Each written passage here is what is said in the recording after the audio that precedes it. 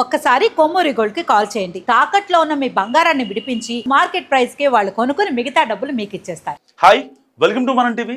మనం ఉన్నది మన కోసం. నేను మీ జర్నలిస్ట్ మనోజ్. అమెరికాలో హైదరాబాద్ యువతి దారుణ హత్యకు గురైంది. కత్తితో పొడిచి నిఖితను హత్య చేశాడు మాజీ రూమ్మేట్ అర్జున్ శర్మ. అసలు ఎందుకో తెలిస్తే ఎంత దారుణం అంటే అంత దారుణం. ఈ అర్జున్ శర్మ గారు ఈ అమ్మాయి దగ్గర $4,500 డబ్బులు తీసుకున్నాడు. డబ్బులు తీసుకొని కొద్ది రోజులుగా డబ్బులు అసలు ఇవ్వట్లేదు. సరే, ఫోన్ చేసింది. వీడు చాలామంది దగ్గర డబ్బులు తీసుకున్నాడు, తెలిసిన ఫ్రెండ్స్ మొత్తం దగ్గర డబ్బులు తీసుకుంటున్నాడు. ఇప్పుడు అమెరికా వెళ్ళిన ఎట్లుంటారు, సో బడ్జెట్ షేరింగ్లో కొంచెం ఆలోచిస్తూ ఉంటారు కాబట్టి కో లివింగ్లో ఉంటారు. తప్పేం లేదు. ఇవాళ ఇండియా నుంచి వెళ్ళిన అందరూ స్టూడెంట్స్, ఇంటర్నేషనల్ స్టూడెంట్స్ కో లివింగ్లోనే ఉంటారు. ఈవెన్ హైదరాబాద్లో కూడా చాలా చోట్ల కో లివింగ్ నడుస్తుంది. దాంతో తప్పేం లేదు. ఆ అమ్మాయిని తప్పుగా అనుకోవాల్సిన అవసరం లేదు.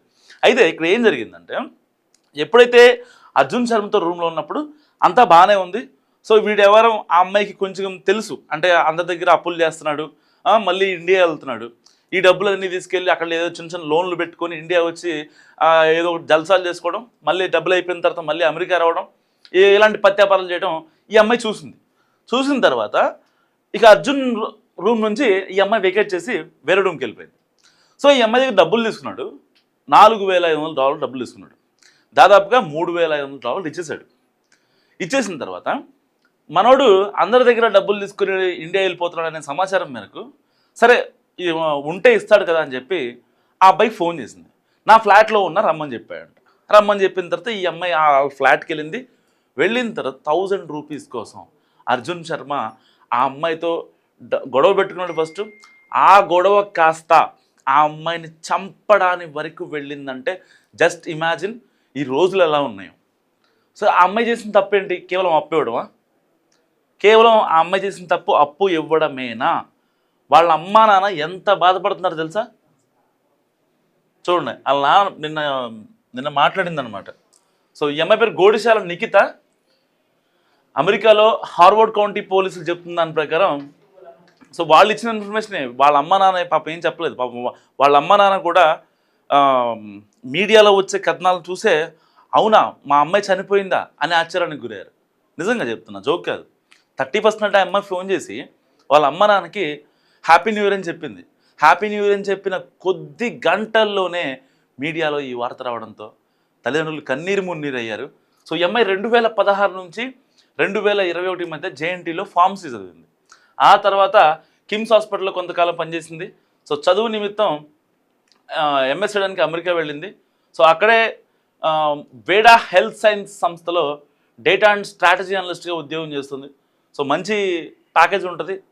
దాదాపుగా పర్ అవర్కి $100 ఉంటుంది అనమాట ఈ అమ్మాయి చేసే ఉద్యోగం పర్ అవర్కి. సో అలాంటి మంచి హై ప్రొఫైల్ ఉద్యోగం, ఇలాంటి చీప్ నా కొడుకులతో, ఇలాంటి వాళ్ళు హై ప్రొఫైల్కి సంబంధించిన వాళ్ళు ఇలాంటి చిన్న చిన్న రిలేషన్స్ పెట్టుకొని రూమ్మేట్ గానో, లేకపోతే ఫ్రెండ్ అనో, లేకపోతే మా ఇండియన్ అనో, మా ఏపీకి సంబంధించిన వాడనో, ఆ ఫీలింగ్ అలాగే ఉంటుంది అక్కడికి వెళ్ళిన తర్వాత. సో క్షణికావేశంలో చేసే తప్పులు ఎంత కన్నీరు మిగులుస్తున్నాయంటే తల్లిదండ్రులకి, ఇది ఒక పర్ఫెక్ట్ ఎగ్జాంపుల్. తార్నాకాలో విషాద ఛాయలు అలుముకున్నాయి. ఆ అమ్మాయి చనిపోయిన తర్వాత వాళ్ళ తల్లిదండ్రులు అసలు ఎవరికి చెప్పుకోవాలో అర్థం కాని పరిస్థితి.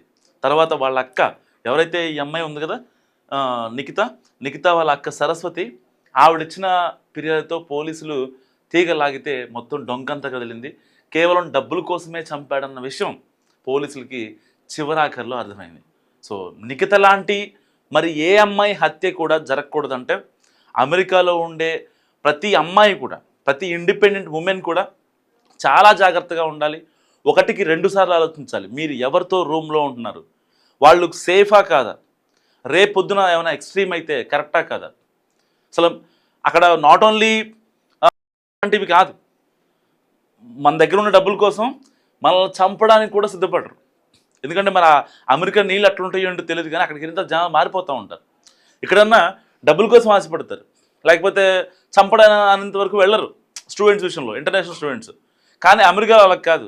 చాలా ఘటనలు చూసాం, ఇప్పటిదాకా చాలామంది చనిపోయారు. కానీ డబ్బులు తీసుకున్నాం అనే ఒకే ఒక్క నెపంతో మాత్రం చనిపోయింది నిఖిత మాత్రమే.